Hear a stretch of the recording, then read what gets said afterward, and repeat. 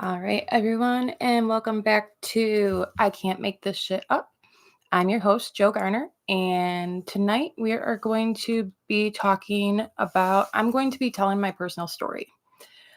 Just everything from the trauma I've been through, um, my addiction, my recovery, different events that I've been through throughout my life,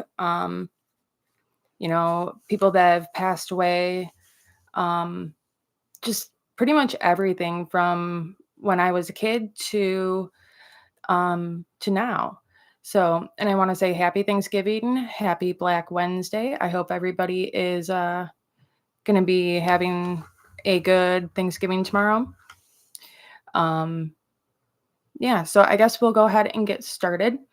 Um so my story basically starts at the age of 15 when my mom passed away. She passed away unexpectedly. She was living down in Tampa, Florida, and I was a sophomore in high school. And when I got home from school that day, all of my family was at my house, basically. And when I walked in the door, they told me that my mom had passed away, and the one thing that I remember is just falling to my knees and just crying. My mom was my best friend. Um, she was my everything. And when I lost her, it really destroyed me. Um, at that point, like I stopped believing in God. Um, I was no longer a practicing Christian. I actually started getting into Wicca and paganism. Um, I consider myself pagan now. I don't practice the craft anymore, so I no longer consider myself Wiccan, but I do believe in a lot of the fundamentals of paganism and, nature, um, and just, just everything that it has to do with. Um, so when my mom passed away, it really it hit me hard, and I'd say that's probably really when my drug use started coming into play. Um, and it got bad pretty quick. Um, it went from me just smoking weed to using cocaine. I was a junior in high school and I was doing, like a gram, 2 grams minimum a day. And it was absolutely out of control. Um, when I turned 17, well, let me back up. My mom had passed away, and I ended up emancipating myself from my dad, from my biological dad. And so when I was 17, or 16, when I was 16, I was, an adult, a legal adult. And at that point, I really, wanted to join the military. So I decided that I was going to go into the army. And so I started training for basic training. And when I was 17, right after I turned 17, I joined the army. It was court ordered, part of my emancipation, that my dad signed me into the military. And so I went in, and I was military police, which, I also got duly trained as a medic.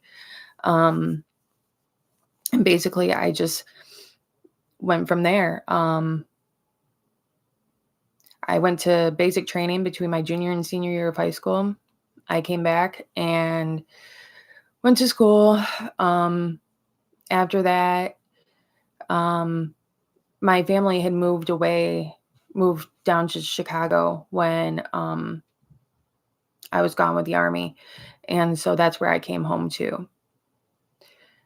I did 3.5 years.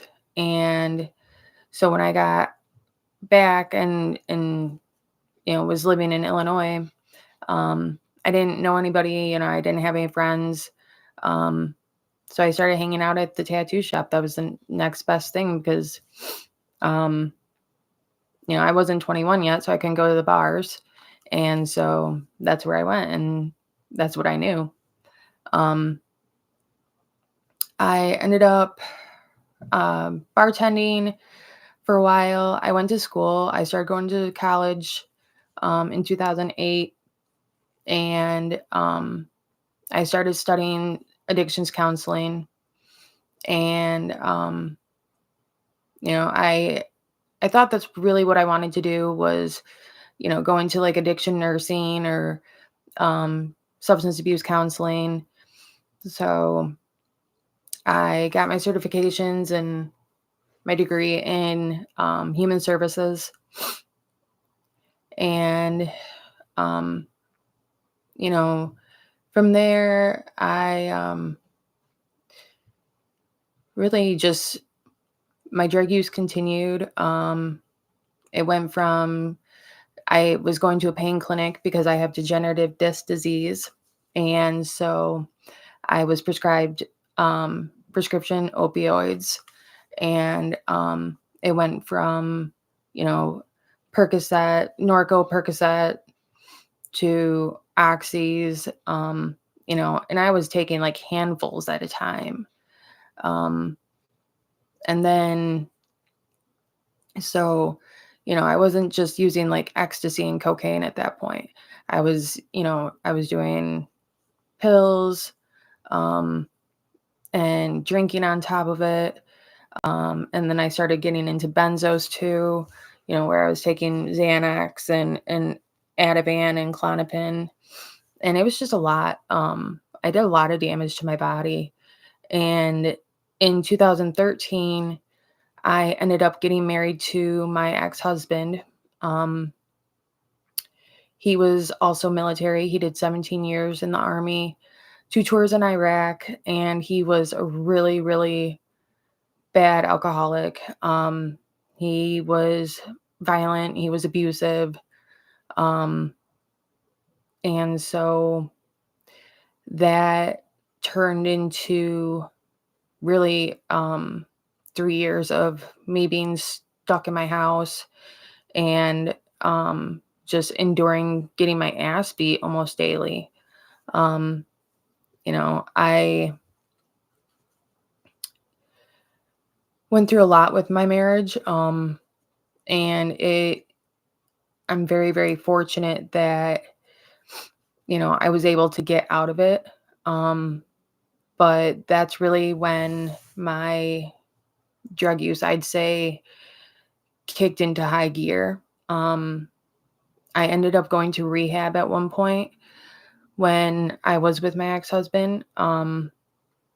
I well, the first time I ever detox was when I was in jail because I ended up getting a um, possession of marijuana charge in Illinois before marijuana was legal. I got caught with just over an ounce.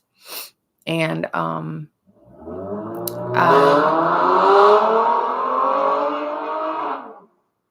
sorry, cars, living in a busy area, and cars are super loud. Anyway, uh, I ended up catching a charge, and I detoxed in jail, and that was the first time I'd ever experienced withdrawals, and I didn't know what they were. I didn't realize that coming off of Xanax and opioids together was gonna do the things it was doing. And it was really bad. Super uncomfortable. Uh, and I was also in an isolation cell at the time because I couldn't get my rings off my fingers. So um they put me in an isolation cell and kept me there. Um and I was in jail for about a week.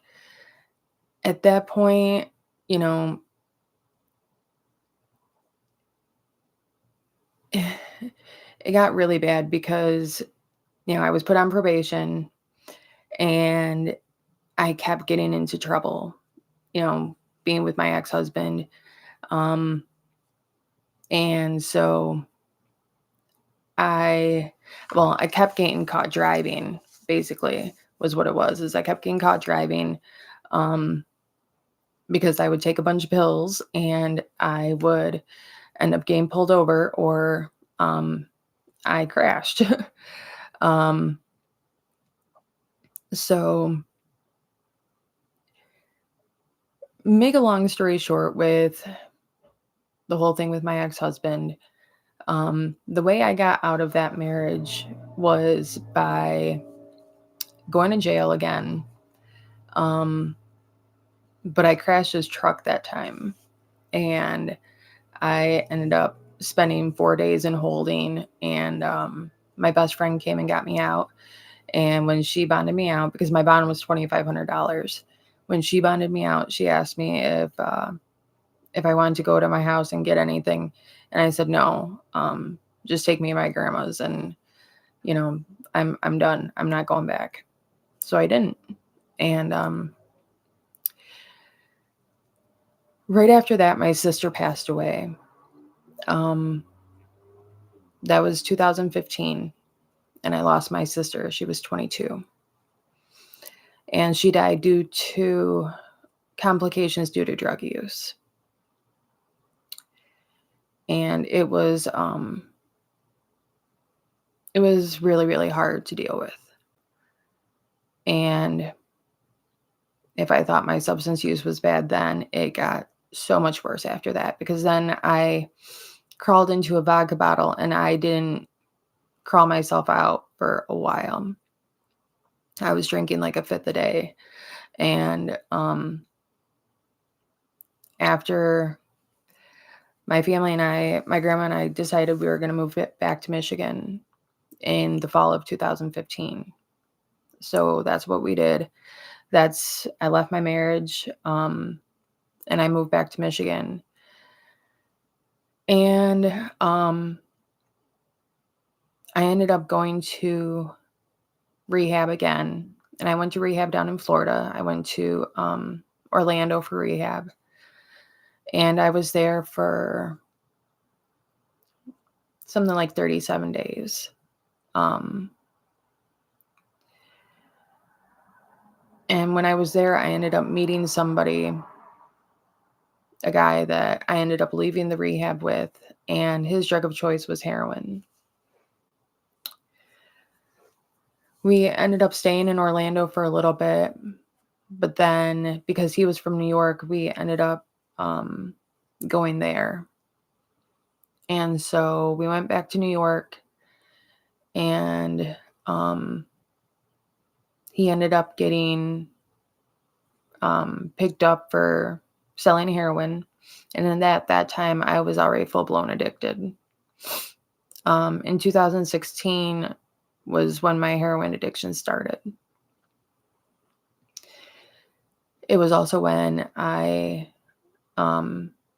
became a survivor of human trafficking. So when the guy that I was seeing at the time got picked up for selling heroin, he didn't have a bond or anything. I didn't know anybody except for the guy that we bought our dope from. And he was also a pimp. And he told me how I could make money going out to eat with rich white men. And basically, that was how he trapped me. He kept me up in a hotel room, and all the communications would go through him, go on his phone. He put my ad on Backpage, and basically, he just kept me high. And anytime I made any money, he would come in, take the money, and tell me to get ready for the next person. And I did that I was stuck for about 6 months in human trafficking. And I got to tell you, like, my fear of being dope sick was, you know, one of the reasons why I stayed as long as I did, but your trafficker ends up grooming you. They brainwash you, and they make you believe things that you wouldn't otherwise believe. And I was so messed up on drugs that I didn't really, I didn't care. I thought that that's what my the rest of my life was going to be like, basically. um or I was just going to die like that. When I got back to Michigan, um, I ended up detoxing from heroin cold turkey for 3 weeks, and it was hell. Um, it was absolutely terrible. Uh, and I ended up telling my grandma what happened to me, and it took those 3 weeks detoxing to realize what it actually was that happened to me. Um, that I realized I was trafficked, that's what I went through. And the feelings that I had, I felt so dirty and just degraded and disrespected. And basically, I didn't want to live anymore. And that day I went to a friend's house, and her name was Tabby. And if it wasn't for her, I wouldn't be here today, because she's the one that talked me out of committing suicide. She's also one of the ones that I talked about in the first episode that I lost, that was really close to me. She was my former roommate. I ended up moving in with her that week. And you know, she's the one that kept me alive. She helped me get through the things that I was dealing with, and thinking about. And it took a while, but I finally got, I wouldn't say over, but finally was able to be okay with what happened to me. Um, Now the after effects of dealing with something like that, the PTSD, the anxiety, the insomnia, um, it all sucks. And really, that's probably what brought me back into heroin addiction. Um, was just dealing with all the trauma and all the bullshit that I went through. And so in the fall of 2016, I ended up getting a OWI. It was an OWI second, because my first OWI I'd gotten in Illinois, but I never got convicted because I ran. And I came back to Michigan. So my second OWI, which is a misdemeanor in the state of Michigan, um, I ended up going to jail, and I spent like 3 weeks in jail. And when I got out, I, you know, I really, I went and got on Suboxone. Um, I, got a job. I was working at a tattoo shop. Um, I was doing what I thought was the right thing. Um, and uh, with that, with everything after, going to court and all that, they decided I was going to do 180 days in jail. That was my sentence. So I had to do 6 months on that OWI in order to, I wouldn't have probation out after that, but I had to do 6 months, and that was shitty. Um, it really was. So I spent 6 months in jail. Um, and when I got out, I got a job bartending. I was supposed to be able to get my job back at the tattoo shop piercing, but when I got out, you know, my job wasn't available. And it's funny because they had promised me my job back, the owners did. And so when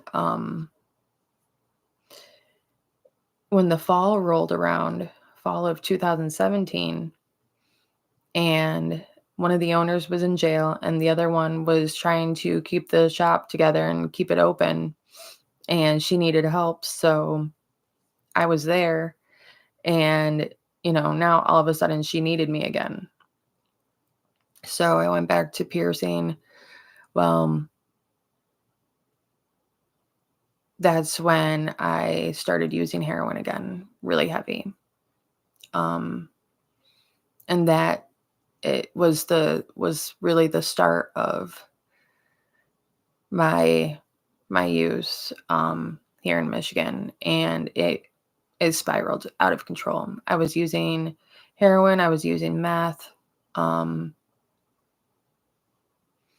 and I was using IV, um,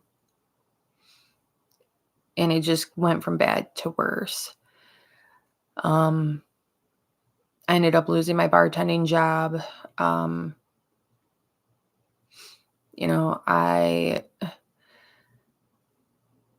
the tattoo shop ended up, becoming a complete failure. We switched locations, and she just couldn't keep it together, and so um, we ended up having to close, and um, that was pretty much the end of that. From there, I let's see. From there, I continued my use. I ended up getting an apartment out in Allendale. I started bartending again. Got a really good job bartending for a cigar bar. I made really, really good money. And I ended up taking over the lease for an apartment with a friend of mine because the other roommate ended up going to jail. So he needed help with the rent, and I, offered to move in with him and help him pay the rent. And, then I'd have pretty much my own place, and, you know, I was happy. Um, I was still using really heavy, but I could afford it. So, I mean, it wasn't a big deal. I always had drugs. I had a vehicle to drive. I had my own place. Um, I was fine. Um, so or so I thought. Um, at that point, nothing was really, you know, nothing was bad. Um,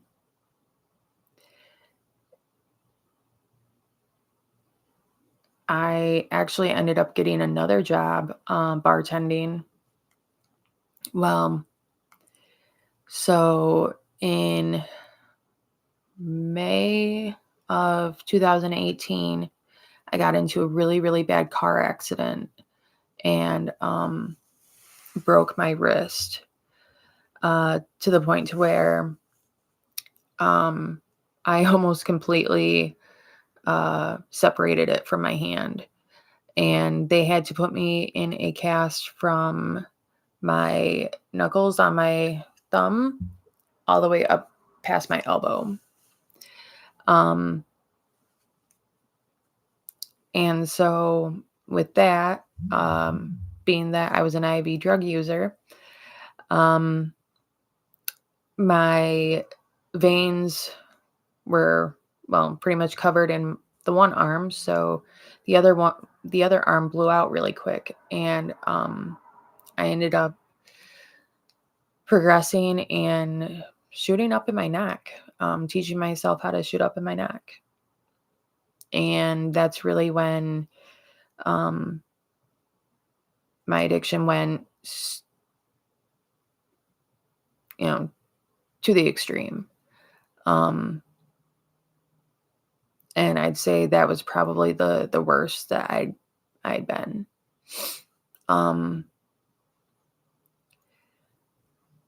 At that point, I was just using so much, and from there, I ended up getting into a smaller cast, and then I was bartending for a place down in Saugatuck, and making really, really good money doing that because it was a seasonal job, a seasonal bartending position. So I was making like $15 an hour plus tips, and I was doing weddings and different events. But I mean, it was really, really good money. So I was doing that. Well, at that time, I was also moving heroin. Actually, I started drug dealing pretty heavy. I would go down to Chicago and pick up, like 10, 12 grams of heroin, and then bring them back, and I would sell them. So I kept my habit going, and, I was able to make really decent money. And I did that for a while. From there, my grandma ended up moving to Virginia, and that was the fall of 2018. So she left me the house, and I ended up leaving the apartment and moving back to where I moved to when I first came back to Michigan. And so I lived there for a while. Well, I ended up losing my job, and, well, the seasonal job had ended, and I got another bartending job, but that one didn't last very long because of my use.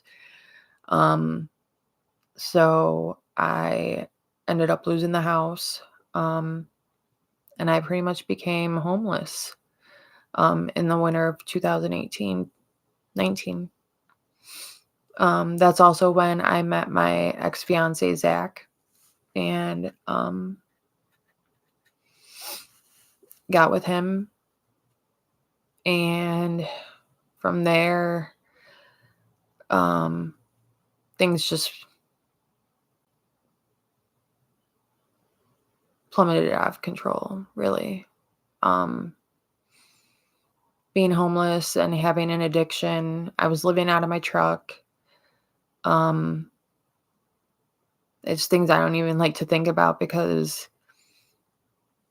it was so hard to deal with.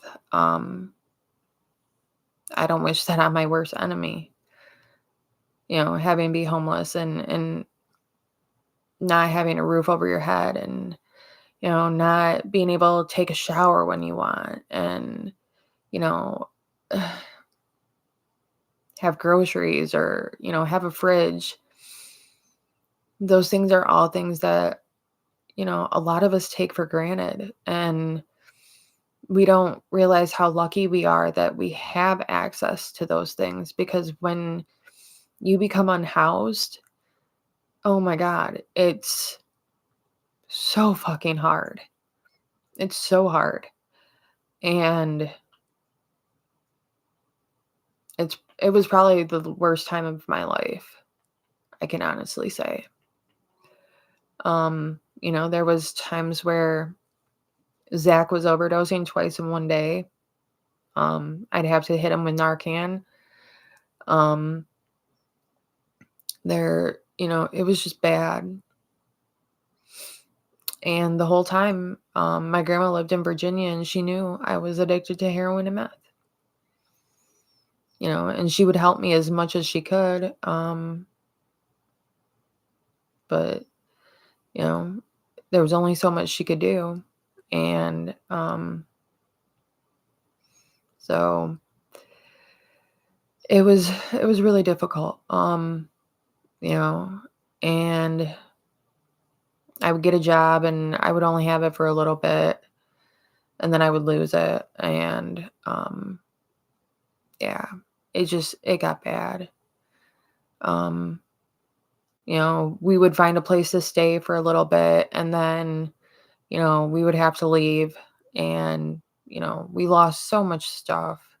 There were so many things that I had that I ended up losing because, I had to leave abruptly or, they would get stolen from me or, just stuff that, you know,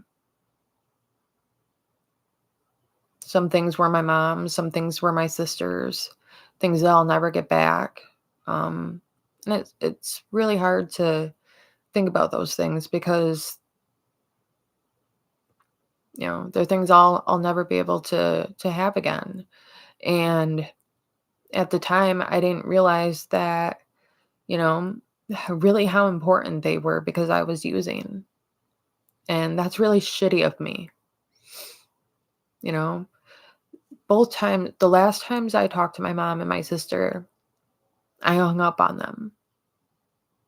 And I have to live with that every day for the rest of my life that I hung up on both my mom and my sister the last times I talked to them. And that sucks. And it hurts. Um so like losing belongings that I had that were theirs, that's really hard. Um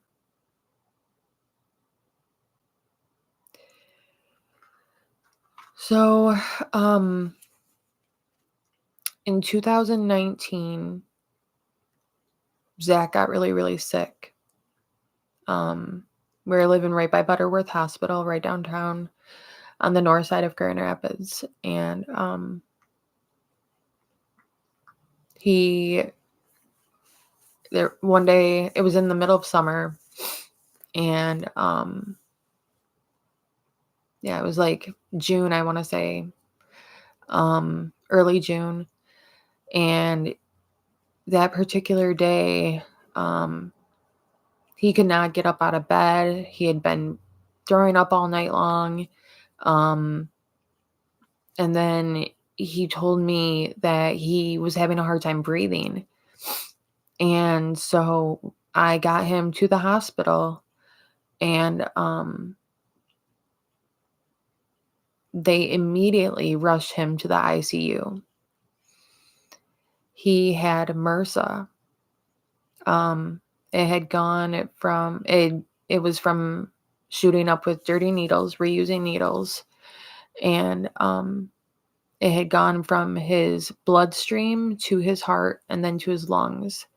Basically, the infection it had traveled through his blood, it went to his heart, and then every time his heart beat, it was flinging the spores of the infection right into his lungs, and it ended up collapsing his lungs. And he had to be put into a medically induced coma. They had to put him they had to intubate him and put him on a ventilator.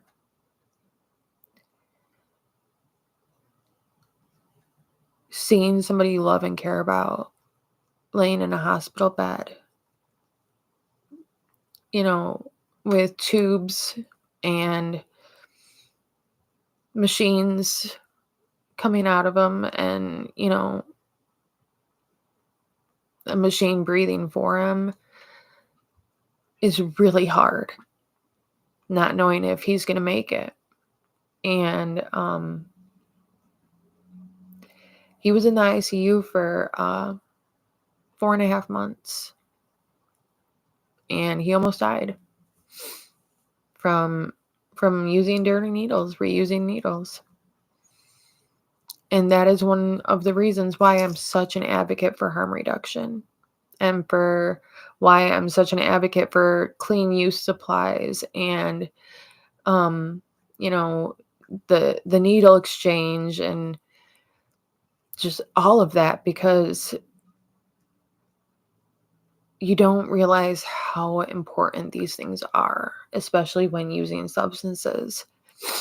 And it it almost killed him. Um and just seeing him like that was awful. Um yeah, it was super hard. Um After that, we ended up um living over in Wyoming at a house that this old man owned, that Zach knew. We lived in the upstairs of the house, um, and then COVID hit.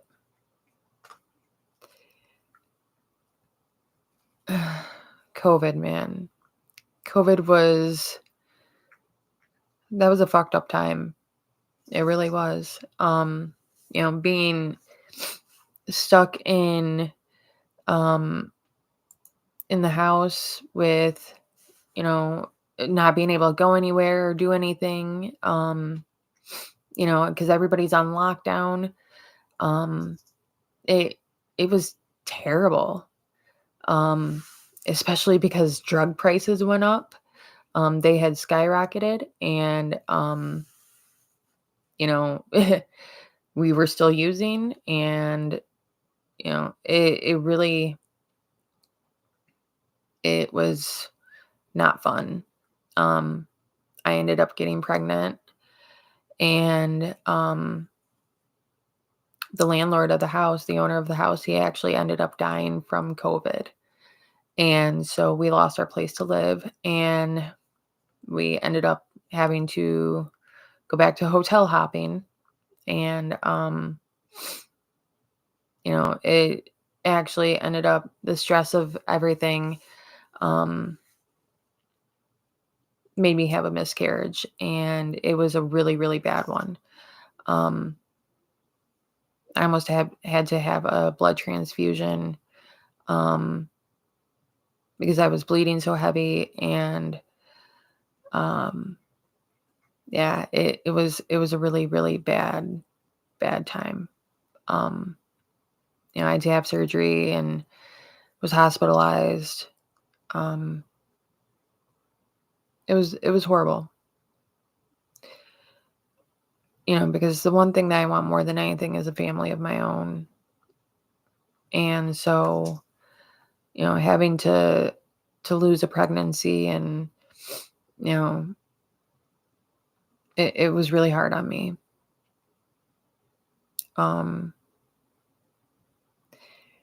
Going into uh 2020 and 2021, we ended up at the Baymont, um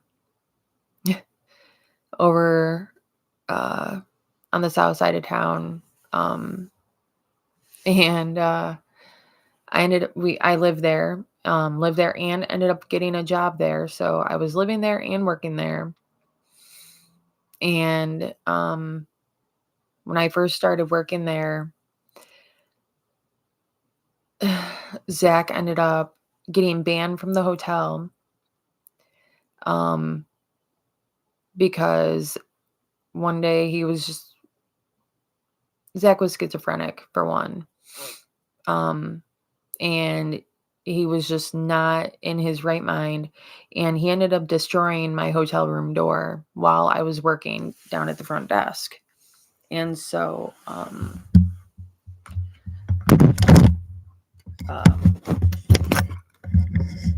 make a long story short, I ended up having to call the cops, and it was all bad.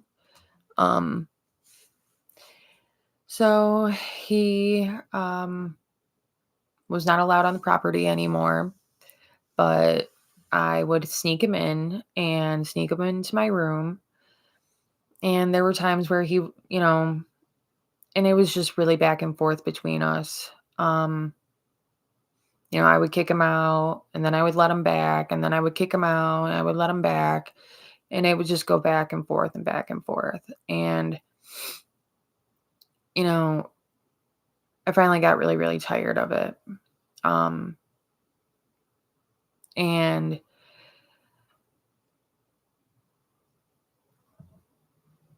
I'd say probably in like May of 2021, I kicked him out for good. He actually got a domestic on me. Um, the cops were called. Like we gotten really physical, and you know, he was hurting me. He had me pinned down on the floor, and he was like smashing my face into the floor, and um, yeah, it was bad. Um, and like the guy from next door, the guy in the room next door, heard me screaming, and so he called the police, and that got Zach off of me. The police showed up, and he went to jail. Um, yeah, so that I was just done then at that point. Um,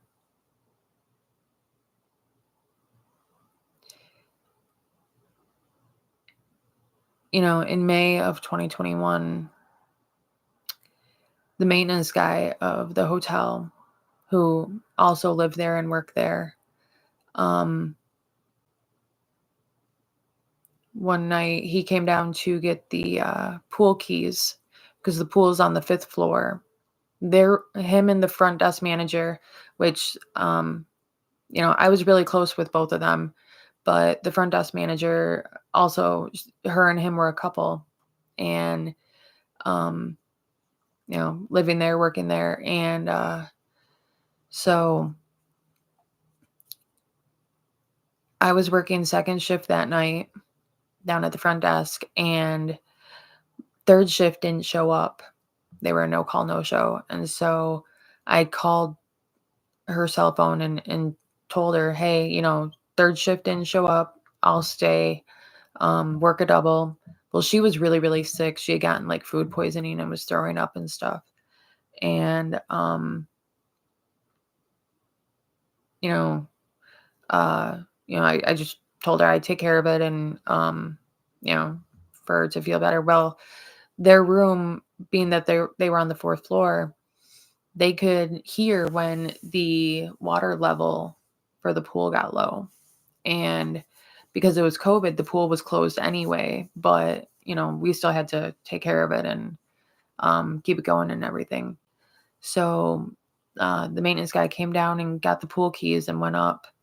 And after a little bit, my manager had come down and she was like, "Hey, can you see him on the cameras?" I said, "No." And she came down and got the pool key and went up, and the next thing I know, she's calling me on my cell phone, and I'll never forget the way it was like a blood curdling scream. "Joey, come quick, call 911. He's in the water, he's in the water." And so I was calling 911, and I ran upstairs and ran all the way up to the fifth floor, ran took the stairs all the way up and got into the pool room. She had pulled him out of the water herself. She knew I knew CPR, so I started CPR. And I was on the phone with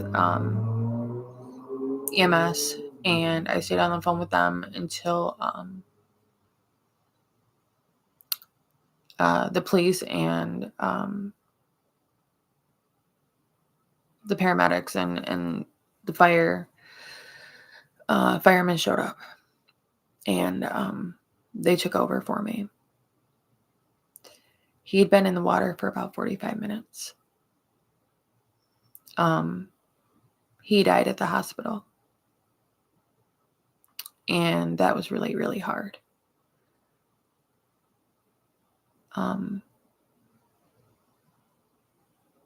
Yeah, that was really hard. I had to even finish out my shift that night working. But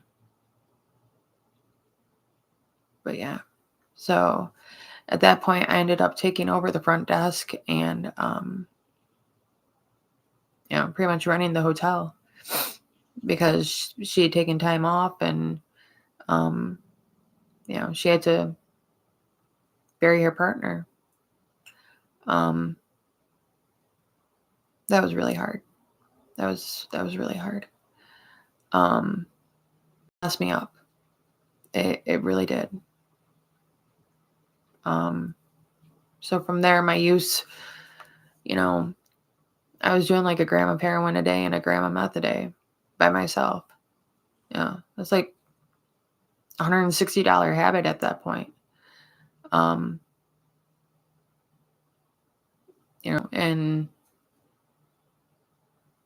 it was like it was nothing. It really was. Like,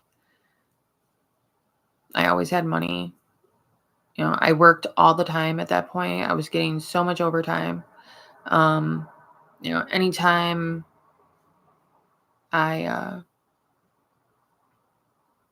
anytime I was working, like I was clocked in and, I worked all the time. So I kept myself busy and, I used and, finally in July of 21, I ended up catching a probation violation and, I went to jail. I did 30 days in jail. And that was the worst detox I've ever experienced. I detoxed pretty much the entire time I was in jail. And it was rough. It was so rough. And it was awful. I got out and I immediately got on Sublocade, which is the buprenorphine injection. It's once a month. And it saved my life. It saved my life.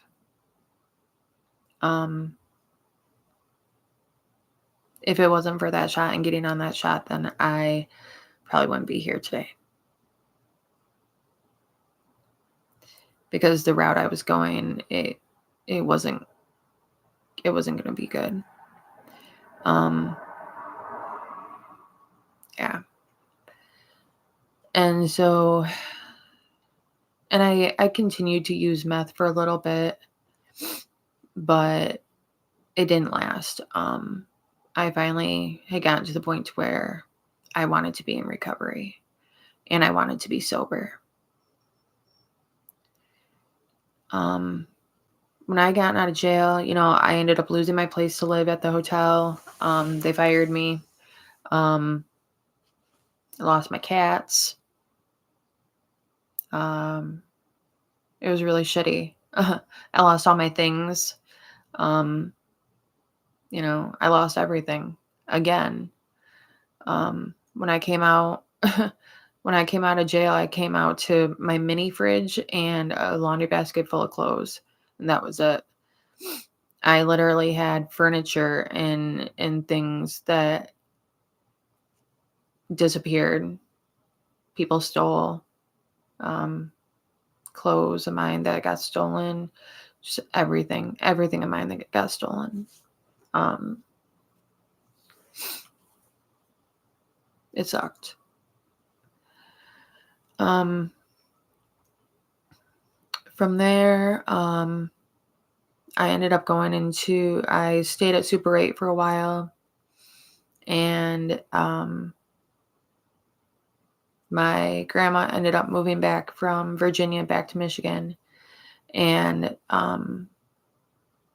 she pretty much begged me to move back home with her. So I did that, and I lived with her for a while. I worked at a couple different jobs. I was manager of a trampoline park. Let's see. I got COVID for the second time that winter, in the winter of 21.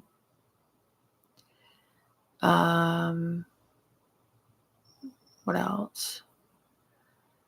Yeah.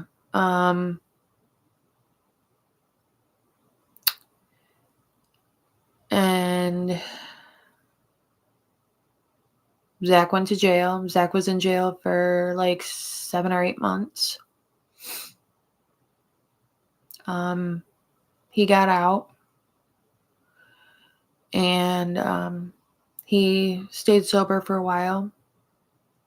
He actually stayed at my apartment for like a week. And in April, he ended up passing away. He overdosed and passed away.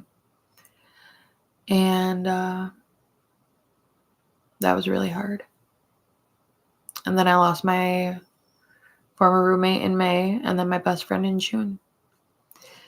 In April, I moved from one apartment in Heritage Hill over to another apartment in Heritage Hill. The one I'm at now, actually. And that was good. I ended up having foot surgery in 2022, in the spring of 22, because during COVID, before I worked at the hotel, I was working at the Meyer warehouse, and I went to stop a box coming down on incline, and I kicked the box. Instead, I went to stop the box coming down on incline, and instead of stopping the box, I kicked the metal shelf that it was on, and I crushed 2 bones in my foot. And I continued to work and walk on it for 4 months before I knew it was broken. So, that, and I also had a really, really bad bunion. And so, I decided I was going to have foot surgery. It was a major, major surgery. I had to get off my Sublocade injection for it so they could give me pain medication, which I was really worried about. Because I knew how big this surgery was. They put 14 screws and a plate in my foot. They ended up shaving down the bunion. They shaved down part of my shin bone. I had multiple scars. They had like 32 staples in my foot. It was the most excruciating pain I've ever experienced, and I cried the whole first week. And I've got a high pain tolerance. Obviously, I worked and walked on my foot for 4 months before I knew it was broken. I'm telling you, like, that was the most painful experience I've ever had. I had to be completely non-weight bearing for 12 weeks. My entire summer was ruined. I was pretty much stuck in my apartment the entire summer. I had to have a boot. I had to have crutches, and it was fucking awful. It was absolutely awful. I did briefly relapse from my surgery. But it did not last. I pretty much immediately got back on my shot after that.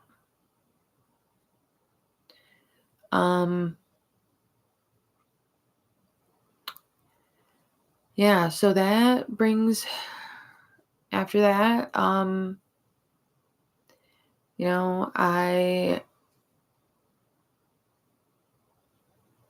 ended up meeting my husband in the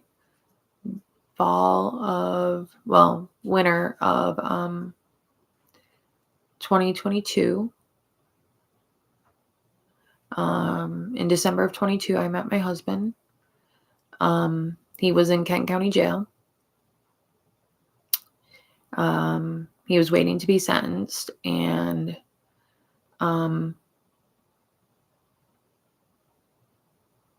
yeah, I met him and pretty much immediately fell in love with him. He was my old best friend's roommate. So I knew of him, I knew about him. But yeah. And he was sentenced in January, and then he rode out to prison in February. So yeah, that was hard.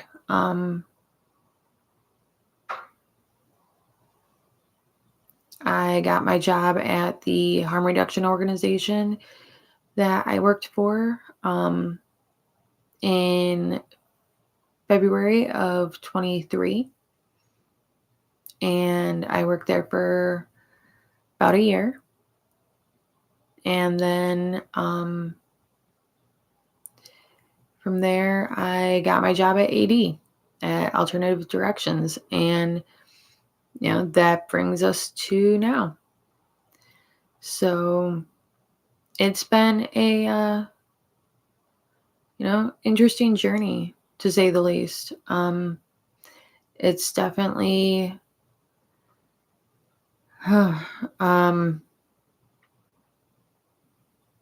it's definitely been a roller coaster ride.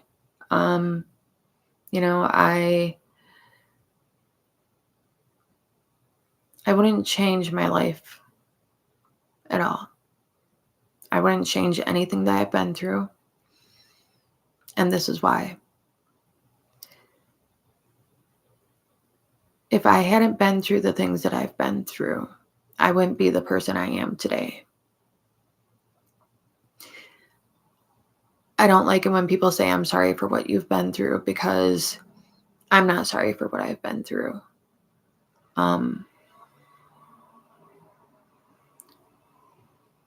The things that I've been through, the traumas that I've gone through, the things that I've experienced, the hardships, from the deaths, from the overdoses, from the relationships, and the human trafficking, all of that.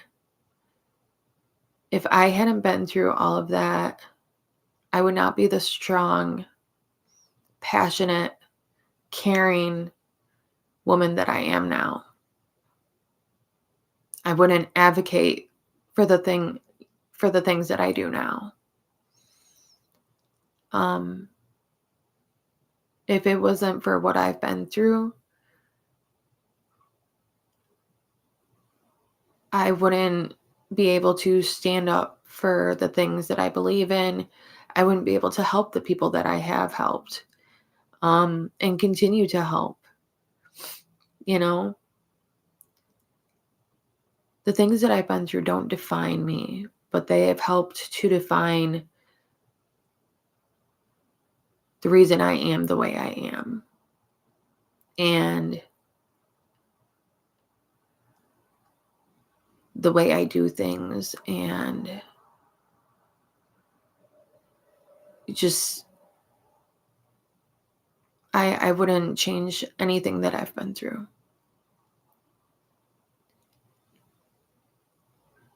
everything I've been through has taught me a lesson. Everything I've been through has changed my life in some sort of way, whether it be good, bad, or indifferent. The things I've been through have definitely shaped me and just have made me the better person. I'm a better person because of the things that I've been through.